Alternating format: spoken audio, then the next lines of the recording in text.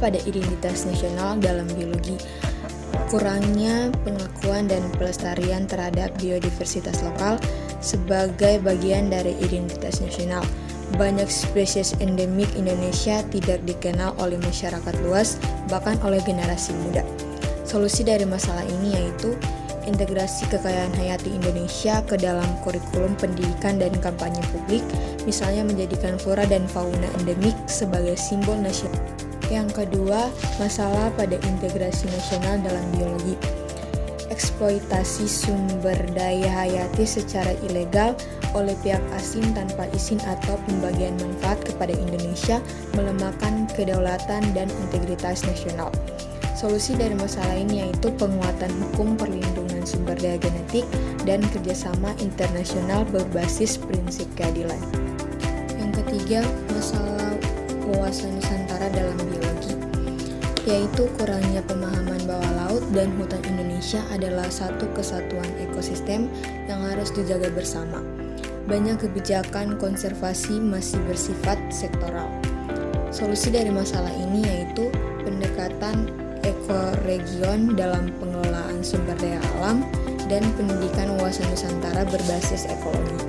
Yang keempat, masalah konstitusi Indonesia dalam biologi, yaitu belum optimalnya perlindungan hak atas lingkungan hidup yang sehat sebagaimana dijamin dalam Undang-Undang Dasar 1945 Pasal 28 Ayat 1.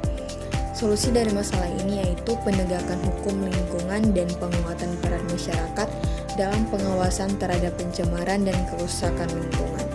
Yang kelima, masalah kewajiban dan hak negara dan warga negara. Warga negara menuntut hak atas lingkungan sehat, tetapi banyak yang belum menjalankan kewajiban menjaga lingkungan, seperti membuang sampah sembarangan atau merusak hutan.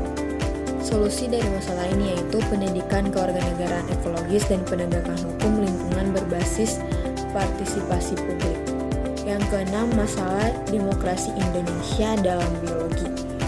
Kebijakan lingkungan sering tidak partisipatif dan tidak transparan, seperti dalam kasus reklamasi atau pembukaan lahan sawit.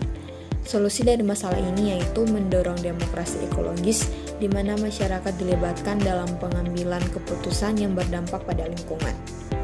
Yang ketujuh, masalah hak asasi manusia dalam biologi, yaitu pelanggaran HAM dalam bentuk pengusuran masyarakat adat dari wilayah konservasi atau proyek industri ekstraktif. Solusi dari masalah ini yaitu pendekatan berbasis hak dalam konservasi dan pengakuan hak masyarakat adat atas tanah dan sumber daya hayati. Yang kedelapan, masalah penegakan hukum Indonesia dalam biologi. Penegakan hukum terhadap kejahatan lingkungan seperti perburuan satwa liar, pembalakan liar, dan pencemaran masih lemah. Solusi dari masalah ini yaitu reformasi sistem hukum lingkungan dan peningkatan kapasitas aparat penegakan hukum. 9. Masalah pada otonomi daerah dalam biologi. Desentralisasi menyebabkan banyak daerah membuat kebijakan eksploitasi sumber daya alam tanpa memperhatikan dampak ekologis. Solusi dari masalah ini yaitu sinkronisasi kebijakan pusat daerah dan penguatan kapasitas daerah dalam pengelolaan lingkungan berbasis ilmu hayati. Yang ke-10, masalah pada perdamaian dunia dalam biologi. Konflik global berdampak pada krisis pangan dan lingkungan, serta memperburuk ketimpangan akses terhadap sumber daya hayati. Solusi dari masalah ini yaitu peran aktif Indonesia dalam diplomasi lingkungan dan kerjasama internasional untuk konservasi dan ketahanan pangan. Itu saja penjelasan singkat dari saya. Sekian dan terima kasih.